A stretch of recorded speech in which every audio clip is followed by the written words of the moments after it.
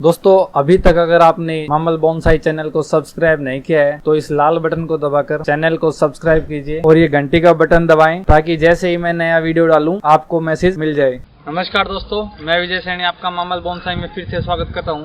दोस्तों मेरे पास काफ़ी क्वेरीज ये आई थी कि जो बोनसाई है उसका जो बेस होता है नीचे का वो मोटा कैसे करें, यानी कि जो ट्रंक है उसको हम मोटा कैसे बनाएं।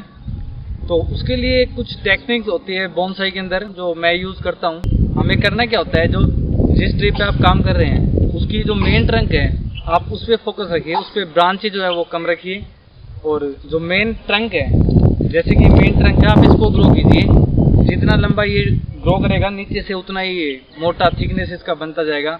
उसके बाद हमें क्या करना होगा, जहाँ पे हमको जैसे ट्री के अंदर बैंड देना होता है तो वहाँ से उसको कट करेंगे। चलिए मैं आपको नज़दीक से दिखाता हूँ इस ट्री पे। देखिए दोस्तों, जो ये ट्री है ये एक्चुअली में क्या है, थोड़ी सी तिरछी ग्रो कर रही थी इस तरह से। इसका जो मेन ट्रंक था वो इस साइड ग्रो कर रहा था। तो उसके बाद मैंने क्या किया, तो इस ट्रंक को मैंने यहाँ से रिमूव कर दिया और ये जो साइड है ये हमें ग्रो करनी थी इस साइड। तो देखिए दोस्तों, मैंने इसको जो ये इसका जो मेन ट्रंक था उसको यहाँ से कट किया। उसके बाद क्या हुआ, यहाँ से एक ब्रांच निकली जो कि ये ब्रांच है और ये ब्रांच सीधी ऊपर की साइड ग्रो की। और देखिए जब ये ब्रांच ग्रो की तो मैंने इसकी जो बाकी ब्रांचें थी साइडों की, जैसे ये ब्रांच है या और कोई ब्रांच थी, वो सब मैंने रिमूव कर दी। सिर्फ इस ब्रांच को मैंने छोड़ दिया। इस ब्रांच को छोड़ने से क्या हुआ, जो ट्री का पूरा जो पावर है वो इसके अंदर गया और देखिए ये इतनी मोटी हो गई कि जो मेन ट्रंक है उसमें मेल्ट हो गई।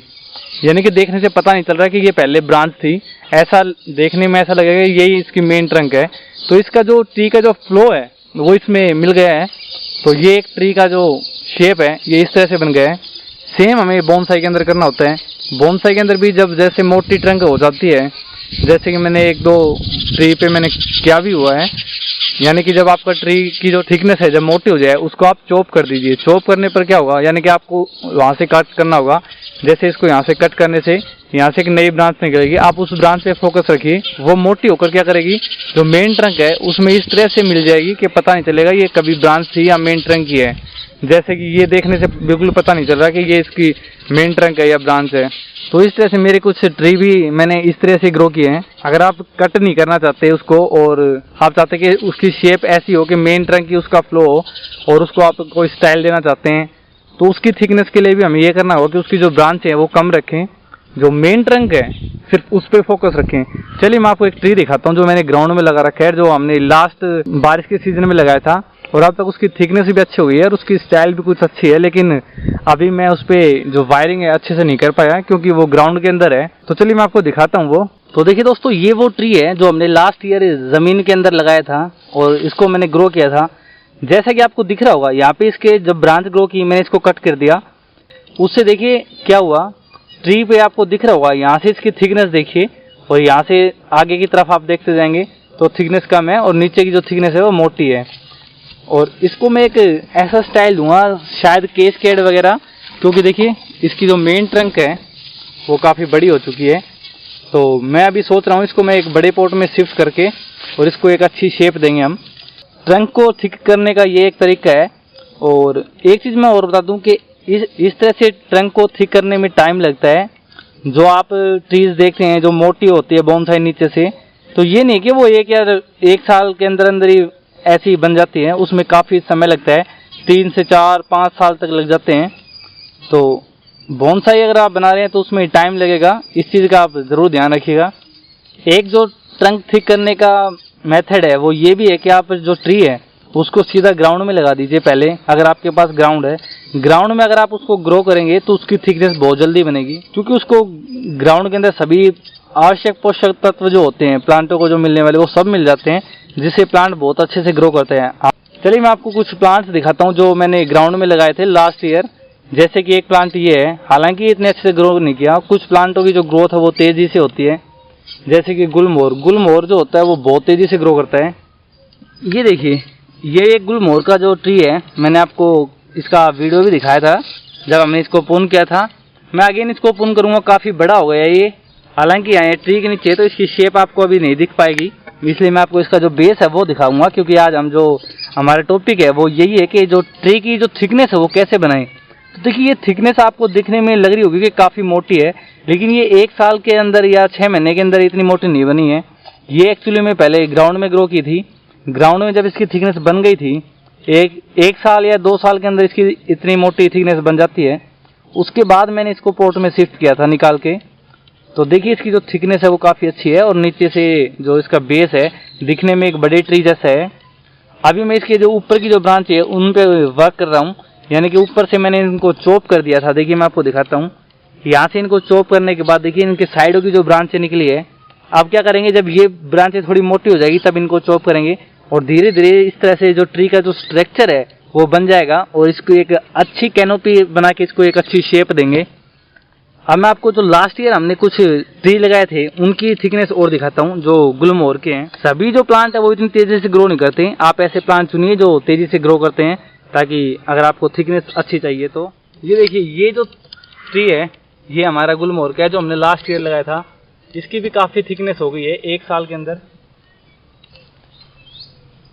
दोस्तों एक ये देखिए ये पीपल का ट्री है, सेम इस पे भी यही चीज़ है। इसको मैंने यहाँ पे लगा के ग्राउंड में रखा हुआ है और इसकी जो रूट्स है वो ज़मीन में जा चुकी है। उससे क्या है, जो ट्री का जो नीचे का जो बेस है वो अच्छा बनता जा रहा है और ट्री ऊपर अच्छे से ग्रो कर रही है। मैंने ऊपर इसके वायरिंग कर दी है। अब इस पर भी अगर आप गौर से देखेंगे तो आपको एक चीज़ नज़र आएगी। ये देखिए 2 ब्रांच इसकी ये है और जो तीसरी ब्रांच है ये यहाँ से मोटी होती जा रही है। यानी कि अगर ये साइडों की ब्रांच हम कट कर देंगे तो इसकी जो ये ब्रांच है ये मेन ब्रांच बन जाएगी और ये इसमें मेल्ट हो जाएगी। तो ये इसमें जल्दी मेल्ट तभी होगी जब इसकी साइडों की ब्रांच हम रिमूव करेंगे। अगर हम साइडों की ब्रांच इसकी रिमूव नहीं करेंगे तो ये मेल्ट होगी, लेकिन काफ़ी टाइम लगेगा। लेकिन इसकी जो ब्रांच है साइडों की ये थोड़ी अच्छी बन गई है, मैं शायद इनको रिमूव ना करूँ। तो इस तरह से हम जो ट्री की जो थिकनेस है वो बना सकते हैं और जो ट्री का जो फ्लो है, यानी कि जब हम कट लगाते हैं तो उसको फ्लो को मिला सकते हैं। इस कट को मिलाने के लिए जो कर्विंग है उसकी भी हेल्प ली जाती है, यानी कि इसको कर्व किया जाता है ताकि जो कट है वो ना दिखे। दोस्तों एक ये ट्री है पिलखन का। देखिए इसके अंदर भी जो सेम मेथड मैंने आपको बताया था कि एक मेन ट्रंक पे हम फोकस करेंगे तो अच्छे से ग्रो करता है। इसके नीचे से इसका बेस देखिए काफ़ी अच्छा है, मोटा है और एक बड़े ट्री का जैसा लुक लेता जाएगा ये जैसे जैसे ग्रो करेगा। और इसको शायद मैंने जो रोक है उस पर ग्रो किया हुआ है, ये कभी बाद में रिपोर्ट करेंगे तब देखेंगे। देखिए ये ट्री जब यहाँ तक ग्रो किया मैंने क्या किया, यहाँ से इसको कट किया। ये इसकी जो मेन टंक जा रही थी ये बिल्कुल सीधी थी। अगर हम इस तरह से रखेंगे तो जो बोनसाई के अंदर के जो स्ट्रेट प्लांट है वो कम होते हैं। थोड़ा सा उसके अंदर फ्लो ऐसा होना चाहिए नेचुरल। तो इसको यहाँ से कट करने से क्या हुआ, इसके यहाँ से ब्रांच निकली और ये ब्रांच यहाँ तक गई। उसके बाद अगर मैं इसको ऐसे ही छोड़ देता तो ये बिल्कुल सीधी चली जाती। तो मैंने क्या किया, इसको यहाँ से कट किया। उसके बाद ब्रांच ने इस साइड ग्रोथ की। जैसे मैंने ब्रांच को यहाँ से कट किया, ब्रांच ने नेक्स्ट इस साइड ग्रोथ की। तो इस तरह से जो ट्री है उसको हम अपने हिसाब से ग्रो कर सकते हैं और इस तरह से जो ट्री की जो थिकनेस है वो इतनी अच्छी बनेगी। जैसे ही आप ऊपर से स्टार्ट कीजिए यहाँ से आपको पतली नजर आएगी और जैसे जैसे नीचे जाएगी बिल्कुल ये मोटा होता जाएगा तना इसका। ये देखिए जैसे कि बड़े ट्री के अंदर होता है। अगर हम नॉर्मल प्लांट ये ग्रो करते हैं तो ये क्या होगा, बिल्कुल सीधा होगा, एक डंडी की तरह खड़ा होगा। इसमें कोई जैसे यहाँ से इसका जो बेस है वो अलग दिख रहा है वो नहीं दिखेगा, सिंपल एक छोटे प्लांट जैसा लगेगा। लेकिन इस तरह से इन टेक्निक के थ्रू हम जब ट्री को ग्रो करते हैं तो उसमें थोड़ा सा बोनसाई लुक आने लगता है। सेम आप इस बुगनविला पे अगर देखेंगे तो स्टार्टिंग में जो ये ब्रांच आपको दिख रही है ये बहुत पतली थी और इस पे काफ़ी ब्रांच इस साइड भी थी। मैंने उन सबको रिमूव किया, सिर्फ मैंने इस पे फोकस किया और ये देखिए अब इसकी थिकनेस काफ़ी बढ़ गई है। और अब मैं इसको जो इसकी जो साइड की ये वाली जो ब्रांच है इसको रिमूव कर दूंगा ताकि जो ट्री का जो फ्लो है वो अच्छे से दिखे। और इसका जो ये हिस्सा है ड्राई हिस्सा है इसको हम कर्व कर देंगे या इसको थोड़ा सा मैं अलग स्टाइल दे दूंगा ताकि जो ट्री का जो लुक है वो अच्छा है। और जो इसका जो देखिए नीचे से ये चीज़ इसमें मिल जाए तो ये हमें करना होगा। देखिए मैं मोस्टली ट्री को इस तरह से ग्रो कर देता हूँ। ये देखिए एक ट्री ये सामने लगा हुआ है और इसको भी मैंने ग्राउंड में लगा रखा है। ओके दोस्तों, तो इस तरह से आप जो ट्री है उसकी थिकनेस बढ़ा सकते हैं। ओके दोस्तों, नेक्स्ट वीडियो में फिर मिलेंगे, तब तक के लिए नमस्कार, शुक्रिया।